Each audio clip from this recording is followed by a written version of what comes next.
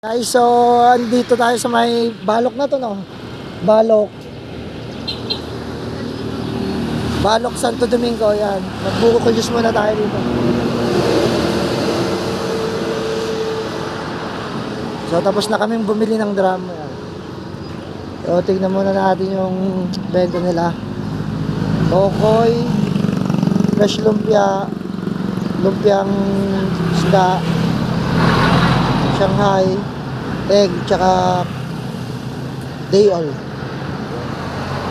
Tapos order tayong buko juice. Anong pangalan mo, ate? Jezabel. Ano, magmerienda muna kami. Masarap ang pandito magmerienda. Tayo mamaya dyan, guys. Picturean natin mamaya.